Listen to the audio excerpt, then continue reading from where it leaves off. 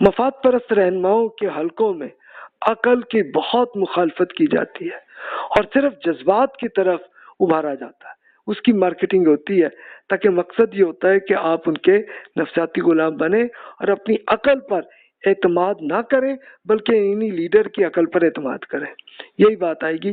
لیکن مخلص رہنما کے ہاں اس کا نیگیٹو آپ کو کہا جاتا ہے کہ آپ لاجیکلی سوچیے، خود آپ فیصلہ کریں۔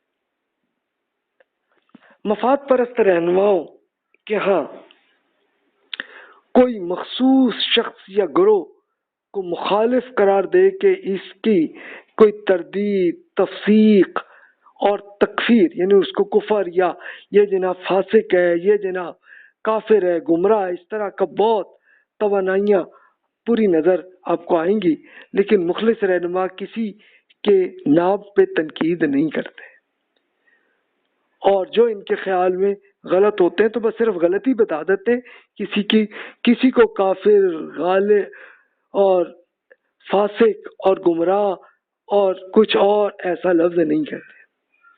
تو جو لوگ بھی اگر کسی کو گمراہ یا اس قسم کا کہہ رہے ہیں تو بھئی ان سے آپ بچیں، میرا مشورہ یہی ہوگا کہ پھر وہ آپ کو اپنا نفسیاتی غلام بنانا چاہ رہے ہیں۔ مفاد پرست رہنماؤں کے ہاں واقعات بڑے نظر آتے ہیں، او جناب اس واقعے میں یہ ہوا، وہی جیسے میں نے مثال دی کہ جناب وہ پیدل دریا کراس کر کے آئے، اس قسم کی باتیں آپ کو بڑی ملیں گی، بڑی کرامتیں کسی پیر صاحب کی آپ کو نظر آئیں گی۔ تو مخلص لوگ ایسی کوئی کہانیاں آپ کو نہیں سناتے، بلکہ ایک آپ کو لاجیکلی کریٹیکلی کرتے ہیں، آپ لاجیکلی آپ خود سوچ لیں۔ مفاد پرست رہنما کبھی پوری معلومات نہیں دیتے، ان کیا تصویر کا صرف ایک رخ پیش کیا جاتا ہے اور دوسرے رخ کو اس طرح سے نظر انداز کر دیا جاتا ہے کہ وہ دوسرے سے موجود ہی نہ ہو، کہ وہ سرے سے موجود ہی نہ ہو وہ چیز۔ مخلص لوگ یہ نہیں کرتے بلکہ دونوں سینیریوز آپ کو بتا دیتے ہیں۔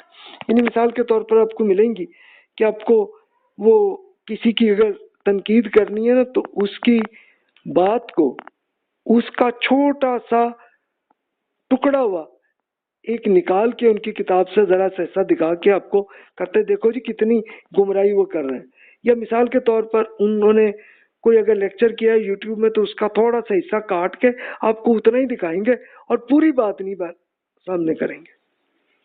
تو جناب اس طرح سے آپ کو نفسیاتی غلام ایسے بناتے ہیں۔ مفاد پرست رہنماؤں کے ہاں اختلاف رائے کو ایک بڑا جرم سمجھتے ہیں، لیکن مخلص رہنما اختلاف رائے کا ایک قدر کی حیثیت دیتے ہیں اور کہتے ہیں جناب بلا تکلف آپ اختلاف کریں، کریٹیکلی آپ مجھے دیکھیں۔ تو یہ کچھ ایگزامپل ہے میں نے عرض کی ہیں، تاکہ مقصد کیا ہے کہ جناب تاکہ آپ کو یہ صلاحیت آ جائے کہ جناب کون آپ کو اپنا غلام بنانا چاہ رہے ہیں اور کون نہیں بنانا چاہ رہے، تاکہ آپ خود ایک ڈیسیژن لے سکیں۔ اچھا، اب آپ کو مزید اور ایگزامپلز بھی کچھ اور عرض کر دیتا ہوں، اس سے آپ کو یہ آ جائے گا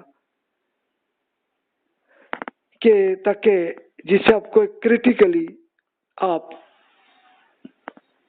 کو آ جائے سلسلہ۔ مفاد پرست کے کسی پیروکار سے کسی غلطی کی صورت میں شدید رد عمل سامنے آئے اور رہنما کی ناراضی سے لے کر برادری سے اخراج تک کرنے میں وہ لوگ کوشش کرتے ہیں۔ مثال کے طور پر آپ کسی پارٹی کے ہوں، آپ کو ان سے کوئی اختلاف ہوا، آپ نے کہہ دیا تو وہ جناب آپ پہ بڑی جناب ڈنڈا لے کے آپ پہ آ جائیں گے، نہ بھی آئیں تو آپ کو بے عزت بڑا کریں گے۔ اس کا مطلب یہ ہے کہ وہ آپ کے ساتھ مخلص نہیں ہے۔ مفاد پرست رہنما اپنے پیروکاروں سے محبت کا مصنوعی سا مظاہرہ کریں گے، بڑی محبت کر کے دکھائیں گے آپ کو، لیکن کسی انحراف کی صورت میں اسے بھرپور انداز میں جذباتی طور پر بلیک میل کریں گے آپ کو۔ یہ محبت اس وقت الگ ہو جاتی ہے جب رہنما سے کسی مسئلے پر اختلاف کریں۔ اس کے لیے آپ پریکٹیکلی دیکھ رہے ہیں، آپ جن کو بھی آپ لیڈر سمجھ رہے ہیں اپنا، آپ ذرا ان پہ تھوڑی سی تنقید کر کے دیکھیں، آپ کو پتہ چل جائے گا آپ کے ساتھ مخلص ہیں کہ نہیں۔ مفاد پرست رہنماؤں کے حلقوں میں جذباتیت پیدا کرنے کی ہوتی ہے، تاکہ یہ اصل میں پروپیگنڈے کے طریقے ہوتے ہیں تاکہ لوگ عین اس کے مطابق عمل کرتے چلے جائیں. اسی کو تقلید کہتے ہیں کہ آنکھیں بند کر کے عین ان کی طرح، یہ بالکل ایسے ہی کہ جیسے آپ کسی بھی آپ گھوڑے کو یا بکرے کو جیسے باندھ کے جدھر وہ جا رہے آپ جا رہے ہیں ادھر وہی جاتا ہے، تو سیم آپ کو بھی ایسا بنانے کی کوشش کی جاتی ہے. مفاد پرست رہنما اپنے پیروکاروں کو مکمل کنٹرول کرنے کی کوشش کرتے ہیں. تربیتی نشستوں میں بالخصوص اور عام زندگی میں بالعموم پیروکاروں کو ترغیب دی جاتی ہے کہ وہ کھانے پینے، سونے، جاگنے، اٹھنے، بیٹھنے، لباس پہننے، استنجا کرنے، جس طرح ان کے لیڈر کر رہے ہیں ویسے آپ بھی کریں. تو یہ ایک طریقے آپ کو نظر آئیں گے. مفاد پرست رہنماؤں کی یہ کوشش ہوتی ہے کہ ان کا پیروکار اپنی پرانی شناخت بھلا کر ایک نئی شناخت رکھے. آپ کا نام چینج کر دیتے ہیں، کچھ نہ کچھ ایسی بھی آپ کو ایگزامپلس ملیں گی. مفاد پرست رہنما اپنے پیروکاروں کو معاشرے سے کاٹ ڈالنے کی کوشش کرتے ہیں. آپ کو کہتے ہیں کہ نہیں بھی یہ ان کو چھوڑ کے تم زیادہ اپنے ان بھائیوں کے ساتھ ملا کرو، ان کے ساتھ زیادہ ٹائم، وہ پرانے دوستوں کو چھوڑو، ادھر رہا کرو. وضع قطع ایسی آپ کو ایسے کپڑے آپ کو پرانے قسم کے آپ کو پہنا دیں گے تاکہ آپ عین انہی پیر صاحب کے اپنے لیڈر کے عین مطابق ویسے ہی چلنے لگے رہے. تو جناب یہ کچھ اگزامپل عرض کر دی ہیں. مقصد صرف یہ تھا کہ نفسیاتی غلامی سے آپ بچ سکیں اور ڈی کنڈیشننگ ہو جائے. آپ یہ تکلیف کا کام ہے. اب مخلص اور مفاد پرست رہنماؤں میں فرق کرنے کی صلاحیت کیا ہے، کیسے کرنی؟ میں نے وہی کہا تھا کہ مفاد پرست رہنماؤں کے یہاں چونکہ جذباتیت ہوتی ہے، آپ جذباتیت کو چھوڑ دیں، آپ لاجیکلی سوچیں تو آپ کی ڈی کنڈیشننگ ہونے لگتی ہے. مفاد پرست رہنما لوگوں کو متاثر کرنے کے لیے بالعموم اپنی مجلسوں میں فلموں کے سیٹ کی طرز پر مصنوعی سا ماحول تشکیل دیتے ہیں، اور ویسا آپ کو تاکہ آپ ذرا امپریس ہو جائیں تو آپ کو یہ نظر آئے گا. آپ کو یوٹیوب میں بھی آپ کو ایگزامپل نظر آئیں گی، تو ان سے آپ نے کریٹیکلی دیکھنا. مفاد پرست رہنماؤں کے یہاں سوالات کی حوصلہ شکنی ہوتی ہے. کہتے ہیں نہیں بھی سوال نہیں کرنا تاکہ آپ ذہنی طور پہ سوچ ہی نہ سکیں. مفاد پرست رہنما اپنے الفاظ یا عمل کے ذریعے خود کو خدا اور بندے کے درمیان ایسا تعلق قائم کرتے ہیں کہ جناب جیسے بزرگ، جیسے استاد نے کہا، لیڈر نے کہا، عین کرو گے، عین خدا کے مطابق تم صحیح عمل کر رہے ہوگے. اور پھر اپنی ذاتی بات کو مذہب قرار دے دیتے ہیں، تبھی جا کے فرقے بنتے رہے. مفاد پرست رہنما نفسی علوم کو روب جمانے کے لیے استعمال کرتے ہیں، اور ایک مخلص رہنما اسے نہیں کرتے. اور مفاد پرست رہنماؤں کے ہاں ان کے کسی پیروکار کی دینی اور دنیاوی کامیابی کو حضرت کا کرم قرار دیتے ہیں. تو یہ بھی حضرت کا کوئی کرم نہیں ہوتا، یہ اللہ تعالیٰ کا کرم ہوتا ہے. مخلص لوگ یہ بتاتے ہیں کہ یہ اللہ تعالیٰ کا کرم ہوا، یہ کوئی آپ کے لیڈر کا کوئی کرم نہیں. تو جناب یہ ایک ایگزامپل میں نے عرض کر دی ہے. اس طرح سے آپ کو نفسیاتی غلام بناتے ہیں تو آپ پریکٹیکلی کریٹیکلی اپنے لیڈر کو دیکھ لیں، آپ بچ جائیں گے. اور میں یہ عرض کروں گا کریٹیکلی، میری بھی جو لیکچر آپ سن رہے ہیں کریٹیکلی سوچئے. میں نے جو ہاں غلط کہا ہے مجھے بھی بتا دیں، میں بھی اصلاح کر لوں. دینی تعلیم میں درکار اصلاحات کی ہمیں ضرورت ہے، اور ڈی کنڈیشننگ اس طرح سے عمل ہوتی ہے. اب دینی تعلیم میں ایک مشورہ عرض کر دوں گا. عربی کو آپ پڑھ لیں تاکہ قرآن مجید کے اور احادیث کے جو ترجمے ہو رہے ہیں نا، اس کے اندر جو غلطی ہو رہی ہے آپ کو سامنے آ جائے کریٹیکلی. قرآن کو دینی تعلیم کا محور آپ خود بنائیں. اس کے لیے آپ یہ کریں کہ قرآن کو شروع سے آخر تک پڑھیں، اور اسی بیسس پہ باقی سب چیزوں کو دیکھیں، چاہے وہ حدیث ہے، چاہے وہ کچھ اور ہے، فقہ ہے، ان سب کو آپ قرآن کے ساتھ میچ کر کے دیکھیں. اگر اس کے ساتھ میچ کر رہا ہے تو ٹھیک ہے، ادروائز اس کو ریجیکٹ کر دیں. آپ حدیث کی تعلیم میں آپ نقد حدیث، اب یہ کیا ہے، حدیث ریسرچ ہوتی ہے. اب دیکھتے ہیں، آپ کو پتہ چلتا ہے یہ ریلائبل ہے یا یہ جعلی حدیث ہے. اب اس کو چیک کریں، دیکھیں. اس کے لیے میں لیکچر ابھی عرض کر دوں گا کچھ عرصے بعد. بکس اویلیبل ہیں، اس کے لیے آپ خود کریٹیکلی دیکھ سکتے ہیں. یہ میں نے ایجاد نہیں کیا، بلکہ اب سے 1200 سال پہلے محدثین اسکالرس تھے جنہوں نے یہ ریسرچ کی تھی، انہوں نے لکھا ہے. تقابلی مطالعے کو آپ کریں، کمپیریٹیو اسٹڈی کریں، ایک اسکالر کو بھی پڑھیں، دوسرے کو بھی پڑھیں، کریٹیکلی دونوں کو دیکھیں، پھر جو آپ کو صحیح لگے اس کو مانیں. جدید دنیاوی علوم بھی آپ سیکھیں تاکہ آپ کو کریٹیکلی طریقے آپ کو آئیں. اس کے لیے انشاءاللہ اگلے لیکچرز میں یہی سوشل سائنسز کی جو ٹیکنیکس ہیں، مینجمنٹ سکلز ہیں، آپ کے سامنے ورز کروں گا. اور پھر اس کے ساتھ ساتھ یہ بھی ایک آپ کے سامنے عرض کروں گا، آرگنائزیشن ڈیولپمنٹ، آرگنائزیشنل بیہیویئر کے بڑے بڑے پوائنٹس آپ کو مل جائیں گے تاکہ آپ آزادی کے ساتھ آپ سوچ سکیں. نامعلوم کے خوف سے نکلنا، یہ آپ کو بالکل نامعلوم چیزوں سے ہر انسان ڈرتا ہے، اس سے آپ بالکل کریٹیکلی جب آپ سوچیں گے تو آپ بالکل نفسیاتی طور پہ آزاد ہو جائیں گے. اب ڈی کنڈیشننگ کا عمل کیسا ہوگا؟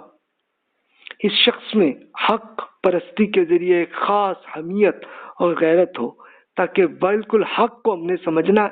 ہمیں یہ نہیں ہے کہ جناب بزرگوں نے جو کہہ دیا وہی حق ہے، نہیں جی. اب کریٹیکلی خود سوچیے. وہ شخص اپنے ذہن میں اٹھنے والے سوالات کے جواب تلاش کرے اور لاجیکلی سوچیں. اگلے نے جو کہہ دیا ویسے نہیں جواب کو مان لیں، بلکہ اس کو بھی کریٹیکلی دیکھ لیں. اب ذہنی غلام شخص جو ہے وہ بیچارہ اپنے ذہن میں اٹھنے والے سوالات کے جواب تلاش کرنے کی کوشش ہی نہیں کرتا، اس لیے آنکھیں بند کر کے انہی لیڈر کے ساتھ ہی انڈر چل رہا ہوتا ہے. اس شخص کے لیے اپنے افکار میں تضاد قابل برداشت نہ ہو. یعنی مثال کے طور پر لیڈر کی کوئی بات آپ کو ایسی لگ رہی ہے جو قرآن کے خلاف ہے، تو سمجھ لیں کہ وہ آپ کا ریلائبل آدمی نہیں ہے، اسے بچیں. مثال کے طور پر وہ یہ نہ مانا سکتا ہو کہ کوئی چیز ایک کی وقت میں بالکل سیاہ اور بالکل سفید ہو، تو یہ تو لاجیکلی غلط ہے نا. تو ان لاجیکل کوئی بھی چیز اگر آ رہی ہو تو اس سے آپ بچیں. ڈی کنڈیشننگ کے لیے کچھ اور ٹپس بھی آپ کو یہ بھی عرض کر رہا ہوں کہ داعی حق کے لیے، ایک دیندار آدمی کے لیے اپنی نیت میں اخلاص ہونی چاہیے. آپ کی نیت درست ہو تو پھر آپ ٹھیک ہو جائیں گے انشاءاللہ. داعی کو اپنے آپ کو اس بات کے لیے تیار رکھنا چاہیے کہ اگر اس کی بجائے اس کا مخاطب بھی حق بات پر ہو تو فوراً اگلے کی بات کو مان لے. یعنی اگر اگلے کی بات درست ہے تو اس کو بھی مان لیں فوراً. یہ نہیں کہ جناب ہمارے بزرگ نے کہہ دیا وہی ٹھیک ہے. داعی حق کو پہلے اپنا جائزہ لینا چاہیے، وہ کسی خود کو کسی اور رہنما کا نفسیاتی غلام نہیں ہونا چاہیے. اور پھر آپ کو جلد بازی کا مظاہرہ نہیں کرنا چاہیے، اس میں ٹائم لگے گا آپ کو. اور داعی کو کبھی بھی اپنے مخاطب یا اس کی رہنما کو ڈائریکٹ تنقید کا نشانہ نہیں کریں. کسی کا ڈائریکٹ نہ کریں نام پہ، بلکہ ویسے پوچھیں کہ جناب اس کا مطلب کیا ہے، یا اس کا یہ کیا ہے، اس میں تو یہ ہونا چاہیے. ضد کے سوا کچھ نہیں ہونا چاہیے. اور ہم ایک نفسیاتی غلامی کو شدت اسی میں آتی ہے. اور داعی کو چاہیے کہ وہ مخاطب کو شخصیت میں حق پرستی کا جذبہ پیدا کریں. آپ یہ نہ کریں کہ جناب جیسے میں کہہ رہا ہوں ویسے ہی کرو. میں تو کہہ رہا ہوں کہ کریٹیکلی، اب میرے لیے کریٹیکلی آپ دیکھیے، میری غلطی مجھے بتائیے. ڈی کنڈیشننگ میں یہ بھی ہوتا ہے کہ مخاطب کے سامنے ان ڈائریکٹ طریقے سے کچھ ایسے سوالات رکھیں، اور اگر صحیح جواب مل جائے تو دیٹس گڈ، اور نہیں اگر آئے تو پھر اس کا مطلب ہے کہ آپ دوسرے اسکالرس کو بھی پڑھیں اور اس بیسس پہ آپ خود فیصلہ کریں. ڈی کنڈیشننگ کا عمل شروع ہو جانے کے بعد داعی کو اپنے مخاطب کے سر پر مسلط نہیں ہونا چاہیے، بلکہ اسے مخاطب کو تبدیل ہونے کے لیے بھی ٹائم لگتا ہے. یہ نہیں کہ ایک دم آپ کا بچہ اگر کسی کا نفسیاتی غلام بنا آپ کوشش کریں، ایک دم نہیں ہوگا. اس کے لیے اچھا خاصا 5-6 سال لگتے ہیں، اس لیے یاد رکھیے گا. ڈی کنڈیشننگ کے لیے ایک نفسیاتی اتار چڑھاؤ کا پروسیس چلے گا. ایک خالی پیریڈ گزرے گا کہ جس میں انسان دین سے بھی دور ہو جاتا ہے، تکلیف دہ عمل بھی ہوتا ہے، کنفیوژن بھی رہتی ہے، لیکن اس کے بعد پھر سکون اور عمل بھی آ جاتا ہے۔ اچھا، یہ میں پورا جو شیئر کیا آپ سے، یہ میرا اپنا پرسنل ایکسپیرینس ہے۔ میں بھی ایک نفسیاتی غلام رہا ہوں ایک زمانے میں، اور پھر اس کے بعد اس سے نکلا بھی ہوں۔ تو جناب آپ کے لیے یہی سجیشن میں نے آپ سے شیئر کی ہیں۔ کریٹیکلی دیکھیے، میں نے جو کہا ہے غلط کہا ہو، اس کو کریٹیکلی آپ بھی ریجیکٹ کریں، مجھے بھی بتا دیں، میں بھی صحیح کر لوں گا اپنے آپ کو۔ اور یہ آپ کے لیے کچھ مشورے عرض کر دی ہیں۔ تو جناب اب جو سوال ہے بلا تکلف آپ ای میل کر لیجئے۔ جزاک اللہ خیر واحسن الجزا۔